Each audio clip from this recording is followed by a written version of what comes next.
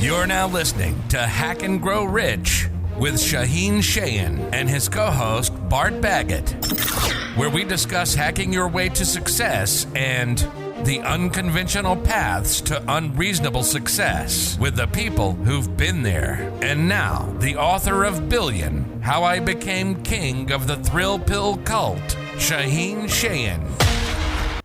I am here with Shaahin, who is considered one of the leading global minds on what's next in e-commerce, Amazon, and the internet. He is described as the Willy Wonka of Generation X. He has a new book I'm very excited to talk to him about, titled Billion, How I Became the King of the Thrill Pill Cult. This is going to be interesting. I'm looking forward to it, so welcome. Thanks so much. Excited to be on. Oh, well, this will be fun. I mean, you're used to this. You have your own podcast, as we talked a little before the air. And, you know, it's always interesting to have people from different industries and have done different things on the show. And so I was looking forward to this because I don't get a lot of people who've done the kinds of things that you've done. And I want to get a backstory on you because I know it started pretty early in your life that you were successful, but you left home with nothing, as I read. So I want to hear how that came to be. Yeah, absolutely. So I started when I was 15 years old, and I left home. We were immigrants from Iran. We were political refugees when we came to this country in 1979, roughly. And my folks were solid middle class in Iran. My dad worked for a big accounting firm. My mom worked for Lockheed as a secretary. And we were doing pretty well to do in Iran. Mm-hmm. Had to leave during the revolution and come to the United States with effectively the clothes on our back, realizing very quickly that we were not only poor, my dad having to work at dry cleaners and pizza shops just to make ends meet, but we were third-class citizens in this country. Growing up during Reaganomics, Iran-Contra, and all that stuff that was going on. So By the time I was 15, I began to realize that, hey, there's all this wealth around me. There's all these people that are making money.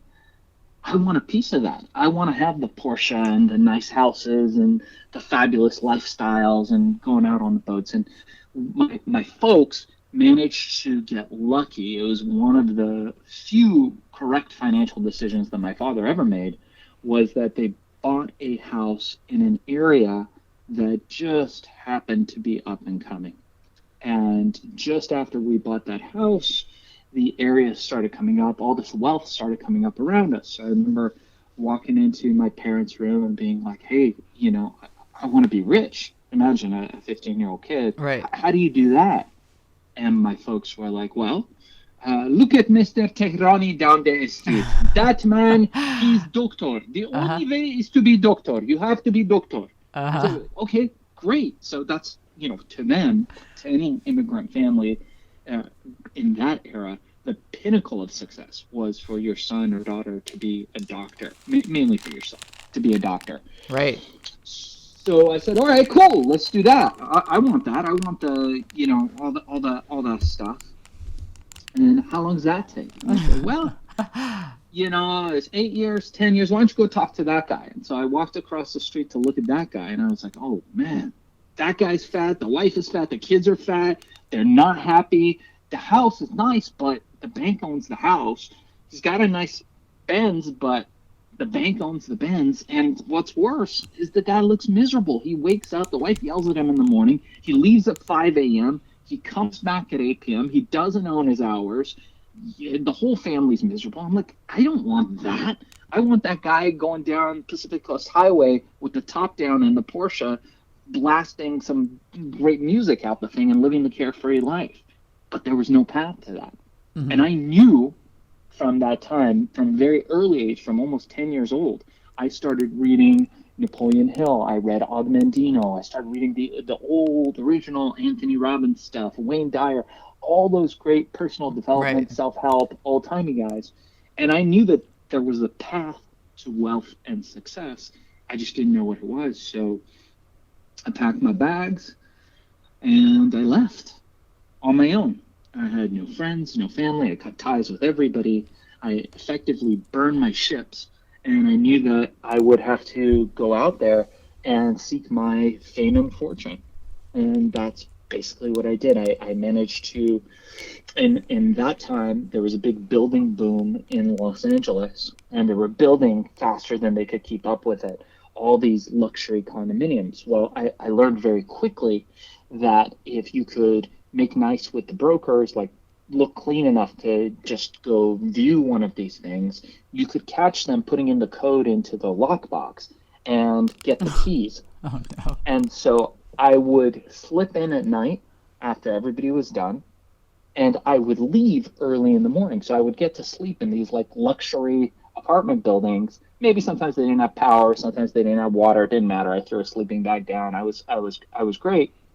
And I would hang around the community college.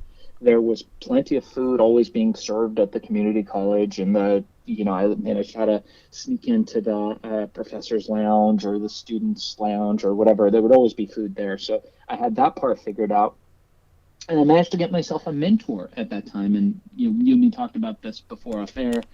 I wrote a book about this called Billion: How I Became King of the Throat Pole Cult. And I managed to get a mentor who was a really exceptional individual. And through him, I discovered the rave, underground, EDM, electronic music scene at the time, which was going crazy. It was the beginning of the mass electronic music movement, particularly in Los Angeles, but in most metropolitan areas. And hanging out in that scene, I began to notice that the people who were making money in these events, where it would be these warehouses, there would be tens of thousands of people partying to all hours of the night. It was not a drinking environment, so people didn't really drink alcohol. The only people making money were the drug dealers. So I thought to myself, hey, you know what? That's perfect. That's exactly what I need. Oh, no. These guys have like nice cars. They've got beautiful, beautiful women. They've got the big houses. They got all that stuff. That's all I got to do. Well, what are they selling? Well, everybody was selling a drug called ecstasy. Everybody was taking MDMA, which was the big party drug at the time. And so I thought to myself, great, I'm going to do that. Oh, and then I thought back. Yeah, not a good idea, though. I thought back to my adolescence, and I'll tell you why it wasn't a good idea. Okay. So as we came to this country, I realized that I had to do something to differentiate myself, aside from getting my butt whooped every single day at school for just being, being a foreigner, not being from this country, barely speaking English. I just did not get along. So I gathered together all the misfits, all the kids that didn't belong. There was something wrong with every single one of us. We created a little gang, and we started selling illicit products in school as an adolescent, in grade school. We had a little Greek kid. I remember him clearly, very mischievous. And he was cute because he was a small person. And he was able to sneak under the old metal detectors that they had in the stores in the 80s.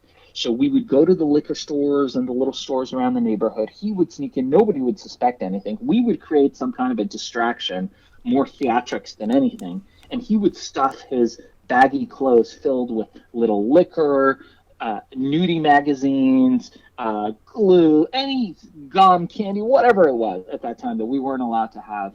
And we would sell it. And what I learned in those days was that we were really good at selling stuff and making money, but horrible criminals. I remember thinking to myself, sitting in detention, like, Shaahin, dude, you are bad at crime. Crime is not something you should be doing, sir. You are bad at crime because you always get caught. There was not a single time we didn't get caught. It was like part of the thing. We'd be in detention. We'd start selling stuff in detention. We'd get busted in detention because we were bad at crime. So now I'm 15 years old in the club scene thinking that I'm going to be a drug dealer. And I realized, you know what? I'm bad at crime. I'm self-realized enough to know that crime will not be the thing I will be doing. So in that moment, I had an epiphany. It occurred to me that if I could create a version of this ecstasy that was legal, that was natural, that was herbal, that didn't have any side effects, that the government couldn't get on me about, that we could legally produce and legally sell, I could make some money. I could make a lot of money. And I got excited. I somehow, in my broke state, managed to get myself a girlfriend that I met in the rave scene somehow. She didn't seem to care that I was broke. And her father was some bigwig, some superintendent of some school district, three-piece suit and tie and all that stuff. And I managed to convince her to sneak me in through the back door as he left through the front door to go to work. And in her kitchen, I would cook up the first prototypes of this product. And every day I'd be in there cooking something up, making a prototype, mixing the herbs, until finally one day we got a formula and it works. And we had all the neighborhood derelicts and kids over at her house. Yeah, her dad would probably have a heart attack if he knew that's what was going on in his beautifully, right. perfectly oriented home. And we tested it, and it was miraculous. It worked. The formula worked. It was incredible. So once again, I now was faced with the problem of how I was going to sell this, but I think I had already come to that conclusion that I was going to go to the club, and I was going to recruit the drug dealers to sell it. Easy. So I showed up at the club that night. I had these baggies full of pills, and I didn't have enough money to buy the machine that puts the herbs in the capsules, so we had to roll them with honey into these little balls that kind of look like capsules and put them in bags. So I had these goof-filled pill-looking things and baggie. We had a little card inside, and I was like, that's it. This guy's going to sell it. And then as I walked in there, I realized, man, this is a guy who, when I looked at the drug dealer at the club, I was like, this is a serious guy. This guy doesn't smile. He had tattoos on his face. Very mean-looking guy. Right. And I remember walking up to him saying, hey, what do you want? I don't have any more product. Now, at this time, mind you, a great example of me being at the right place at the right time, at this time, the global supply of real ecstasy, the real drug, completely dried up. And these guys were left with unlimited demand, but no supply. Right. So he said, what are you, a cop? What are you, a cop? I said, nope, definitely not a cop. Look at me. Oh, I'm a teenager. Do I look like a cop to you? I'm not old enough to be a cop. He said, okay, well, then what do you want? And I said, look, you're going to sell this. And he looked at it and he goes, what is this stuff? And I said, it was in that moment I came up with the name. I said, herbal ecstasy. He said, what? He said, you better not be messing with me. I said, well, I don't think I'm messing with you, but I'll tell you what, you don't have very many options. Right now, you can go out of business, go to jail, or you could sell my stuff. And in that moment, a couple people walked up to him. I heard some negotiating going on. They were handing him money. He's handing the money back. He's getting noticeably more frustrated until finally he motions over to me. One of his bodyguards motions over to me. I come over there. I hand him a single baggie. He grabs my entire backpack filled with pills. And he says, come back in 2 hours. You better not be messing with me. I'll kill you. Great. So, suffice it to say, you really hoped it worked. Well, it was the longest 2 hours of my life. Yeah. Inside that club, being a teenager, I was sweating bullets. My palms were sweaty. I was noticeably nervous, walking around, thinking, okay, I am an atheist. I was at that time as well, but I remember praying to multiple gods, thinking, if you just get me out of this one, if you can just get me out of this, I will be good. I will go home. I will study. I will become a doctor. I'll do whatever you want. Just get me out of this one. I'll do anything. And then 2 hours passed, and it was a very long 2 hours, and he motioned for me to come forward, and I thought to myself all the excuses I was going to use for this man not to kill me. I thought I'd work for him for free. I'd polish his car. I'd shine his shoes, whatever it took. Right. And he did not have very much emotion in his face, and he motioned me to come forward. And I was ready to make peace with my maker. And he looks at me, stares me down, and out of his mouth come the words, how soon can you get me more? Oh. And that was it. It went from one guy to 10,000 guys to thousands and thousands of guys all over the world. We were selling in 30,000 stores. We shifted to brick and mortar.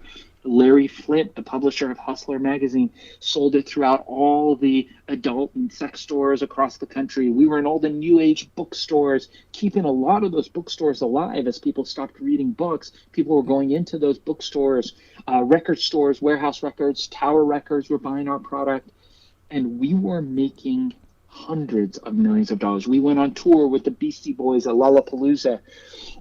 We did all the great concerts and shows. I was on TV almost every day. And I remember I had an exotic car collection. I would sleep in my cars. I had a Lamborghini at the time and an Acura NSX and all those fancy Ferraris, Porsches, all that stuff. I had the boats. We had flying around in private planes. We were doing all that stuff. And I remember one morning I had fallen asleep on the passenger seat of my Lamborghini, not a good look, drooling on this beautiful leather seat of this car. Woke up, because I usually would get about 2 hours of sleep, stumbled into my office. My secretary was there. She was pale like a ghost, and everybody didn't know how to approach me. And I said, "What's going on, guys? What the heck's going on here?"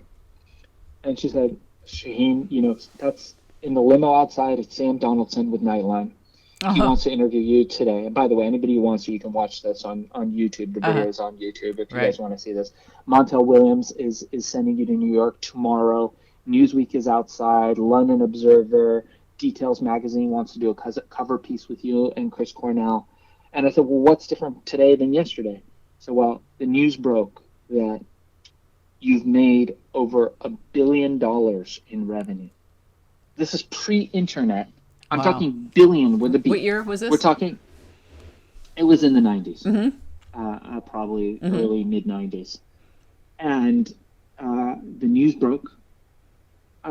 This was before mobile phones, before social media, before Facebook, before MySpace, before TikTok, before any of that stuff, before Silicon Valley, before the internet was really a thing. We had broken $1 billion in revenue. And it was nuts. And I remember thinking to myself in that moment, holy, you know what? Right. I don't know how much $1 billion is, literally. And I had a panic attack. I was like, is it 100 million? Is it 1,000 million? Jeez, I don't know. Like, it put me in a panic. And that led to a crazy, wild ride of a teenager running one of the biggest and most notorious companies of that era. That was me. Well, okay, so this is really an interesting story. Images of Breaking Bad combined with, I don't know, maybe Leonardo DiCaprio playing you. I'm trying to envision in my mind. But just because I've had Scott Harrison on the show who, went from clubs and waking up like how, taking serious amounts of, substances and alcohol to creating charity water and doing something really wonderful. And how did you feel about the product you were selling? I mean, did you think that this was something that people needed? Was it to get wealth? How do you get around FDA and that kind of thing? I'm just curious about that aspect. I was focused on what I was doing at that time, which was succeeding in the world of business, but also making my mark on the world. I wanted to, as Walter Isaacson wrote about Steve Jobs in his great book, his biography of Steve Jobs, I wanted to make a dent in the universe, and that was my goal. I wasn't really money motivated, although we were printing it at that time. I was buying the stuff for 25 cents. That was our total cost of goods, our COGS. We were selling it for $20 all day long. Hundreds of millions of dollars, a lot of it cash. I had duffel bags filled with cash, briefcases filled with cash, literal piles of cash everywhere. And we could not sell the stuff as quick. We could not make the stuff as quick as we could sell it. I had production facilities set up all over the country, and we were making this stuff very quick. Now, FDA at that time did not regulate supplements. So there was no formal regulation. As long as your ingredients were generally recognized as safe, you were able to sell pretty much whatever you wanted, much to their dismay. Right. And so But the what about president, competition? Why wouldn't anybody imitate what you were doing? yeah, that's interesting. They did, and people tried. Fact is, when you're first to market, much like Coca-Cola, it's like, hey, why can't you make Coca-Cola? It's just sugar water. If you Right. get some sugar water, some caramel, flavor, whatever, there's plenty of drinks out there that taste every bit as good, in my opinion, as Coca-Cola, but they're nowhere near the profitability of Coca-Cola. Why? Well, there's a couple reasons. One, first to market, and two, the most importantly, distribution. I had the distribution. I created this industry. I created this niche, and then we dominated. And sure, there were knockoff products. There were, and sometimes some of my employees who stole from me, and then went out there and created their own brand and tried to compete with us. Quickly realized that they could never come close to what we're doing. You can, by doing that, you can get a small piece of the pie, but you can't become the first mover in a market. It's Right. very difficult to do. If somebody now wanted to come and surpass Coca-Cola, it would be near impossible. A, because you wouldn't have off the bat the financial resources to do it. B, you wouldn't have the distribution. And C, you wouldn't have the loyal fans. So that stuff takes time to build. You can't do that overnight. You can start a different cola company and be successful, but a knockoff of a company like Coca-Cola certainly isn't going to be that. And we were Coca-Cola. Well, and you obviously had a market for this, and you wrote about this in your book, as I said, Billion. I noticed Chris Voss wrote your foreword, right? The introduction to your book. He was on my show. He's the FBI hostage negotiator. I think he wrote "Never Split the Difference." And I know you've been on a lot of shows like Adam Carolla's and others. So what is your focus now? Are you still in the supplement type of industry? I know you're doing a lot with Amazon. Yeah. And what made you get away from that, if you have, and what are you doing at this point? Sure, totally am. And yeah, Chris is a great friend. Like you said, author of Never Split the Difference, Black Swan Group. He's a good friend of mine, and we see eye to eye on a lot of those things. So this is what happened after. So after the ecstasy thing, started slowing down, government started clamping down on that. I moved on to solving a different problem, the problem of vaporization. The problem of smoking. People have been smoking for thousands of years, creating smoke-tolerant carbon monoxide, and nobody had really found a solution. So I went on to develop the first digital vape, the first digital vaporizer, digital portable vaporizer. I had all the patents in that. I wrote a book on it. So all that technology arose out of all what you're seeing now, the e-cigs and the vapes and whatnot, arose out of technology that we built and developed many, many years before their popularization. That company I exited in 2006. It went public on the public markets, still publicly traded company today, although I don't have any involvement in it. From there, I decided, hey, you know what? I want to start doing supplements again, and specifically want to get into the nootropic space. Nootropics are supplements that help protect and accelerate mental performance. Because I'm a father now, I've got an 8-year-old. I thought, man, I got to really get on top of my mental game if I'm going to be keeping up with a lot of these younger guys that are out there doing excellent work. So I developed this brain supplement. It's fantastic, worked really well. It took me a couple of years to build it. And I thought, man, this is going to be the winner. This is really going to be it. But I got to figure out a way to sell it, because supplements are very expensive to produce real supplements. What most people don't know is most supplements out there, they put a bunch of ingredients on the label just so people will buy it and they'll show up and search on the internet. They don't really have very much efficacy for most. There are some that do. So I developed a efficacious product, one that actually worked, that did what it promised, but it was very expensive. At that time, it was about $120. People can still get it today, by the way, on Amazon, but we're not here to pitch that. So I developed Accelerol. It was $120. Focus Plus Accelerol was what it was called. And I decided, you know what? I am going to list this on wherever I can. And I started learning, and this was back in the day where Bezos wasn't the richest man in the world. In fact, he was struggling to get by because his company was pre-revenue. They didn't have any money. And you could get him. You could get him on on the email. He would answer phone calls from time to time. He wouldn't be a difficult, inaccessible person. He was a very accessible. We learned through the grapevine that he'd opened up this platform. I thought, you know what? Let me list Accelerall Focus Plus on there. And we'll say it took 15 minutes. It was very easy. Open up a seller account. I was like, great. Because he opened up his platform, I should say, to third parties to sell things. Before it was only you're buying it from Amazon. And subsequently, he's like, you know what? We're going to let third-party sellers sell on there. I was like, cool. I'll sell my pill. Went to sleep, woke up, thousands of orders. I was like, oh, man. Because people knew you from your other product, or because of some other reason? Nope, because the magic of Bezos, because of Amazon. This platform had just opened up. They were pumping money into getting eyeballs on there.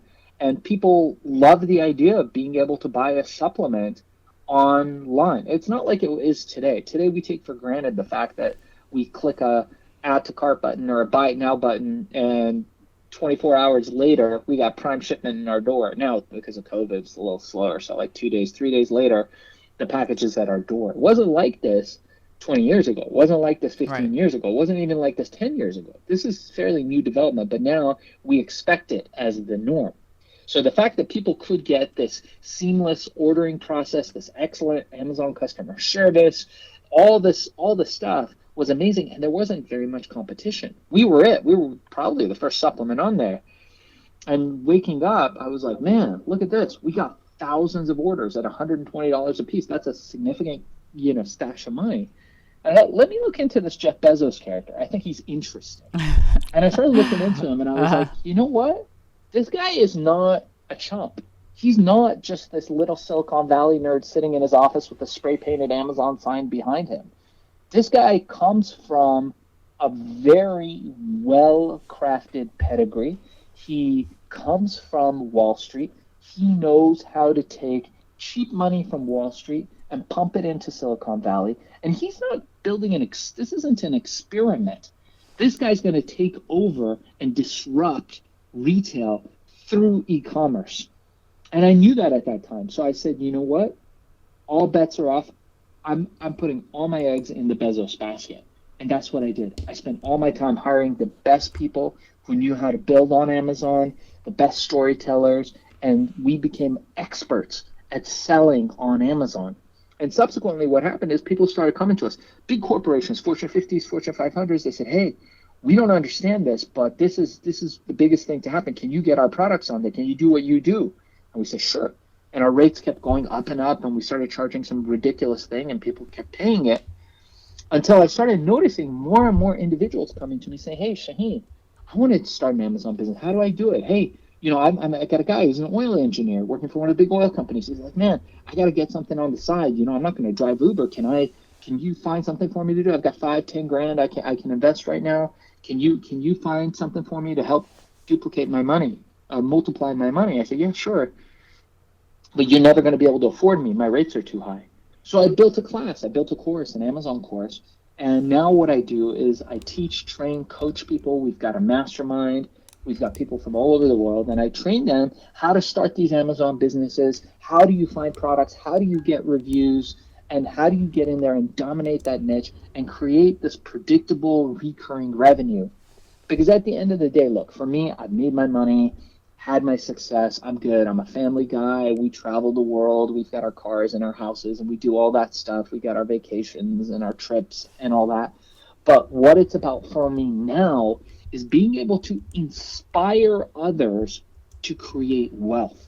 And I think that I talk about foundational wealth. There's 4 areas to that everybody has to have. One is cash flow positive real estate. And we also teach that through our course, how you can take the money you make from Amazon, put it in cash flow positive real estate. Very important. Everybody should do that. Have some kind of real estate that's creating recurring predictable revenue. Second is compound interest. Reason why Warren Buffett is one of the wealthiest guys, one of the most successful investors in the world, is because of the sheer length of time he's been compounding for. Third area, you need to have something that brings you predictable revenue that it could be your career, it could be your job, but it keeps diapers on the kids, it keeps food on the table, it keeps you from having to stress out. Eventually, we want to get you out of that. And we want to get you into a place where you are not selling your hours, because that's the biggest crime on any entrepreneur, is the fact that they have to sell their hours. I've been looking and looking for years, but I have not been able to find more than 24.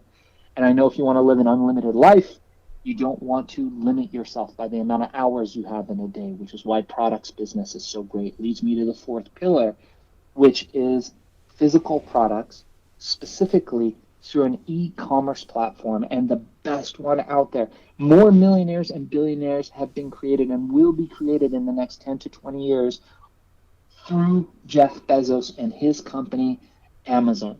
They're creating, you see Bezos and people are like, oh my God, look at that guy, he's a trillionaire, he's shooting that massive penis up into space, he's wasteful, all that stuff. But the fact is, people are short-sighted. They see his houses and his yachts and his girlfriend and all this stuff. And they're like, oh my God, this guy has it all. But what they're neglecting is one of the reasons why he's so successful, just one, is the fact that he's inspiring other people. He's creating the opportunity for anybody to go in there and create wealth by becoming an Amazon seller. And that's what we teach through our FBA seller course. And, I know we talked about, you don't like selling things, and I don't like selling things on my podcast either. So I got a 1-hour course, normally $200. Anybody listening to the show, radio, podcast, whatever, I'll give it to them for free. You guys, you don't need to buy anything. You don't need to spend any money. I will share my 1-hour course, everything from A to Z, how to create an Amazon product, how to get reviews, how to find financing, whatever you need to get your product up there. That's free, and they can get that. I give my email away. I respond to all emails directly. It's darkzess@gmail.com, or go to fbasellercourse.com, and I'll just give you guys the 1-hour course absolutely for free. If I can inspire people to do some level of what I've done to stop selling their hours, then I feel like my job is worthwhile. Wow. Well, your story is a fascinating one. I love that you got away from the illegal stuff as a child. I teach a lot of ethics courses in my higher ed courses I teach, and I think there's a lot of lessons to be learned from what people, the paths people take. So yours is an interesting story, and I knew that you would have a lot of insight as to what has worked, what doesn't work, and which way you should or should not go based on what your story was. So I'm glad that you shared the negatives as well as the positives of what has come from your experience, and I think a lot of people can learn from you. I know you shared your websites. Is there anything else you'd want to share before we leave, because I know we're at the end of the show? Yeah, so there's a few different ways people can get in touch with us. So you can check out our podcast, which I co-host with my partner Bart Baggett, which is Hack and Grow Rich. That's on all the different podcasts, wherever you find podcasts, Spotify, Stitcher, Apple Podcasts, Google Podcasts. Look up Hack and Grow Rich. Make sure to subscribe and like or dislike, leave a comment. Same, you can also check us out on YouTube. We've got a YouTube channel where we post all the videos. If you're interested in me or the course, that's going to be at fbasellercourse.com. FBA, of course, stands for Fulfillment by Amazon. And also, check out my book if you found any part of my story that inspired you, or if you absolutely hate me and you'd like to troll me, I'm very open to that as well. It's Billion, How I Became King of the Thrill Pill Cult. The audiobook just dropped on Amazon, exclusively on Audible. And yeah, I'd love to hear from you guys. If there's any way I can inspire you, help you, coach you, mentor you to reach your full potential, reach out to me. Well, that was really great that you could share all that information, Shaahin. This was so fascinating. Thank you so much for being my guest. Honored to be on. Thank you so much. Oh, you're welcome.